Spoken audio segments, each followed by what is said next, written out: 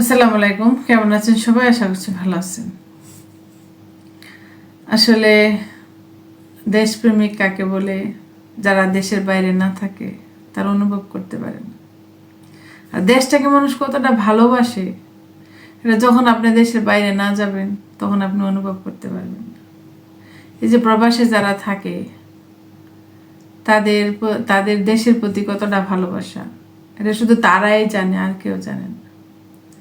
যেমন আমি কিন্তু কখনোই দেশের বাইরের কোনো ছেলেকে আমি পছন্দ করতাম না সত্যিকার অর্থে বিয়ে করার জন্য, কারণ আমার কাছে দেশের বাইরের শব্দটা ভালো লাগে না কখনো, এখন পর্যন্ত। শুধু আমার বাবা মা ভাই বোনদের কথা বলছি না, কেউ যদি খালি শুনি যে ওনারা বিদেশ চলে যাচ্ছে আমার কষ্ট লাগে। কেন জানেন? বিদেশ পরদেশ একটা এমন শব্দ, আপনি চাইলে আসতে পারবেন না। পরদেশ আসলে এমন একটা মানে জায়গা, ইচ্ছা করলে আসা যায় না। আপনার মা মারা গেছে, বাবা মারা গেছে, আত্মীয় স্বজন মারা গেছে, মানে এটা এমন একটা বন্দির জায়গা। ওখানে সুখের কোনো অভাব নেই, ওখানে শান্তির কোনো অভাব নেই, টাকা পয়সার অভাব নেই, খাওয়ার অভাব নেই, কোনো কিছু নেই। কিন্তু এই ছোট্ট মাটির এই দেশটার জন্য যে কলিজাটা কতটা পুড়ে, এটা যারা ওই দেশে থাকে তারাই একমাত্র জানে, আর কেউ জানে না। তো সেই কলিজা পোড়াটা কিন্তু এখন আমাদের শেখ হাসিনা পাও পড়তেছে। উনি কিন্তু ওনার কান্নার শব্দ শুনে আমি বুঝতে পারলাম যে ওনার কতটা কষ্ট হচ্ছে। সত্যিকার অর্থে উনিও যখন দেশ ছেড়ে চলে গেছেন অনেক কষ্ট লাগছে, একটা মানুষ দেশ ছেড়ে চলে যাচ্ছে। আমি সত্যি কান্না করছিলাম ওই দিন।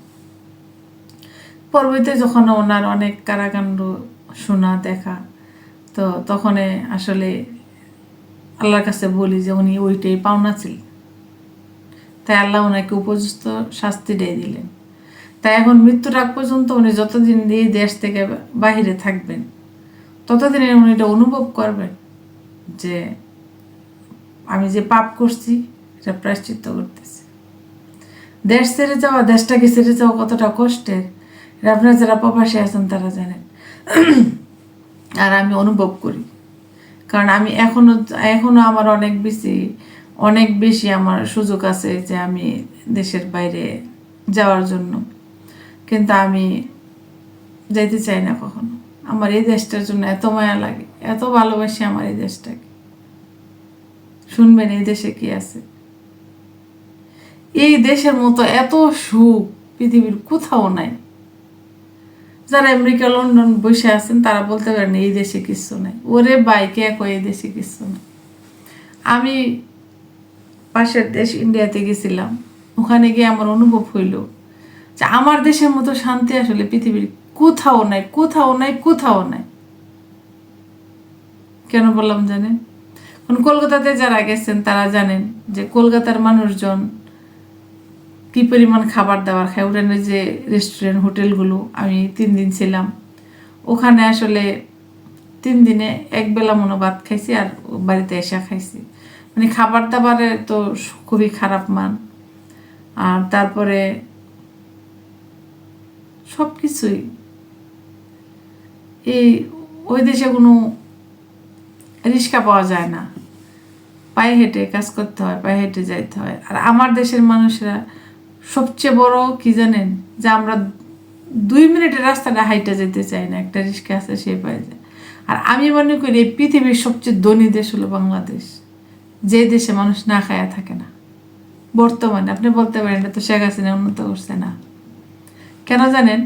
এই দেশে রোজগার করার জন্য কোনো যোগ্যতা তৈরি হওয়া লাগে না, কোনো MBBS পাস হওয়া লাগে না, কোনো সার্টিফিকেট লাগে না। কেউ যদি একটা রিক্সা চালাইতে পারে, তার 2টা পা আর হাত যদি ভালো থাকে, সে আর এখন না খায় মরে না। কিন্তু ইন্ডিয়াতে আপনি যান, সেই ইন্ডিয়ার মানুষ কিন্তু প্রচুর মানুষ খুবই মানে নিম্ন স্তরের মানে গরিব জায়গায় আছে। কেন আছে? ওদের কোনো কাজ নাই। আর আমার বাংলাদেশের মানুষ রিক্সা চালায় প্রতিদিন সর্বনিম্ন 1000 টাকা ইনকাম করে। অন্যান্য সেক্টর বাদ দিলাম, 500 টাকা হলে ধরেন ইনকাম করে। 500 টাকা দিয়ে কিন্তু একটা ছোট পরিবার, একটা গরিব পরিবার সুন্দর করে চলে। তাই আমার দেশের মানুষ আর কোনো সময় না খায় থাকবে না। আমার দেশের মানুষ কাজের বউ দিয়ে কাজ করাইতে পারে। সবাই বড় লোকেরা আর আমার দেশের কাজের বুয়ারা এখন মনে করেন আমার থেকে বেশি টাকা পয়সা তাদের কিন্তু আছে, মানুষ শৌখিন। তবে এটাকে আমি খারাপ দৃষ্টিতে দেখছি না, আমি সবাইকে উৎসাহ দিই। কাজের বুয়াগিরি করলে আপনার কাজের বুয়া না, এটা মনে করেন আপনার কাজ। আমি যদি 50 লাখ টাকা বেতনও পাই সেখানেও কিন্তু আমি কাজের বুয়াগিরি করি, কিন্তু এটাকে কাজ মনে করবেন। এটা কোনো কাজই ছোট না, যে যে যার যতটুকু যোগ্যতা আছে ততটুকু পরিমাণে আপনি কাজ করবেন। তো এই যে একটা সুখের শান্তির দেশ, পায়ে হাঁটা লাগে না, 10 মিনিটের রাস্তা আপনি রিক্সা চলতে পারবেন, খাবারের মান ভালো, আমাদের মাটির মান ভালো, কোন ফসলটা আমাদের হয় না। এখন বিদেশের যত ফসল আছে সব আমার দেশে হচ্ছে, কিন্তু আমার দেশের চাষবাসের ইয়াটা একটু উন্নত করতে হবে। তো এই যে বলি যে এই দেশটা অন্য দেশে যে কোনোখানে যান আপনি হাঁটতে হবে, যাতায়াত বার আপনি অনেক অনেক বেশি, ট্রেন থাকলে চলা যায়, বাস থাকলে চলা যায়। আর আমার এই দেশে সোনার দেশ, মাটির দেশ, রিক্সা ছাড়া মানুষ চলে না, জমিদারি চলে। এই দেশ আপনি কোথায় পাবেন? এত শান্তির দেশ পৃথিবীর কোথাও আছে? এই জন্য আমার আর বাইরে যেতে ইচ্ছা করে না। আমি আর তো বাইরে গেলে হাঁটা লাগবে, আমি তো রিক্সা চলতে পারি। তো দুঃখের মধ্যে আসলে হাসতে পারি আমরা, কারণ এটা খাঁটি বাংলার খাঁটি স্বর্ণ দেশ।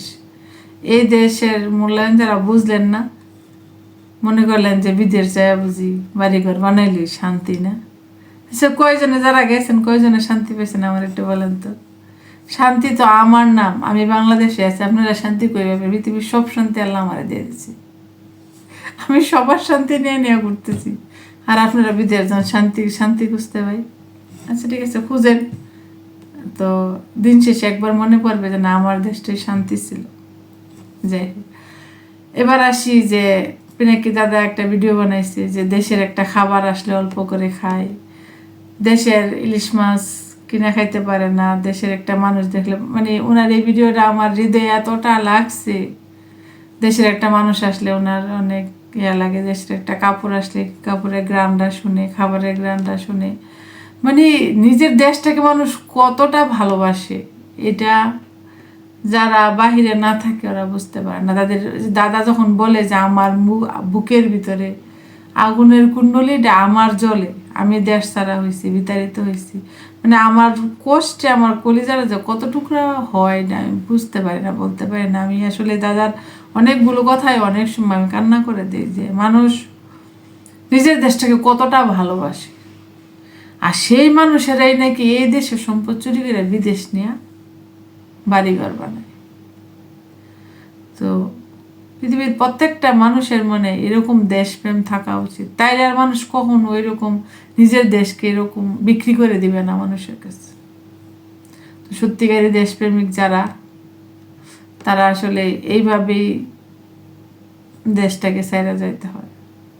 এই যে ডালিম সাহেবের ভাষণ থেকে সবকিছু পরিষ্কার হয়ে গেল যে উনি সত্যিকার অর্থে একজন দেশপ্রেমিক ছিলেন বলেই এই দেশটাকে বিক্রি করে দিতে উনি চান নাই, বা এই দেশে গন্ডগোল হোক, কোনো অপরাধী বাস করুক, এই দেশে কোনো জুলুম হোক, অত্যাচার হোক, ওইটা উনি মানতে পারে নাই বলে উনি নিজের হাতে নিজের অপরাধ দিটাকে নিজে খুনি সাজায়া যে আমি খুনি হই, তাও সবাই যেন ভালো থাকে, দেশের মানুষ যেন শান্তিতে থাকে, নিজের গান্ধে নিজের অপরাধরা নিয়ে এই দেশটা ছেড়ে চলে গেছে। এত উনি তো কষ্ট নিয়েই বললেন যে উনি দেশে আসতে পারে নাই, ওনার দেশটার জন্য কতটা কষ্ট হয়, অথচ মানুষকে শান্তি দিয়ে উনি নিজে ত্যাগ করে চলে গেছে। তো এগুলি একটা সত্যিকারী দেশপ্রেমিক না হইলে হইতে পারে না। যেমন উনি নিজেরা গ্রুপ করছিলেন যেন ইন্ডিয়ার বিরুদ্ধে করা যায়, অথচ শেখ মুজিবুর সাহেব কিন্তু এটা, তো এই এই যাই হোক যেগুলি কথা বলছেন উনি যে সত্যিকারই একটা দেশপ্রেমিক, সেটা কিন্তু তার কথাতে ফুটে উঠছে যে আমি মরি আমার দেশের মানুষ যেন ভালো থাকে, এটাই ছিল তার মূল ভাষণ, যেটা ওইটা।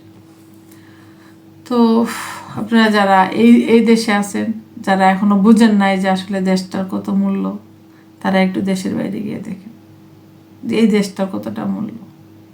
আমি ইন্ডিয়াতে গেছিলাম 3 দিন 4 দিন, বললাম না একবেলা শুধু ভাত খাইছি আর বাকি খাবারটা নিজের বাসায় এসে খাইছি।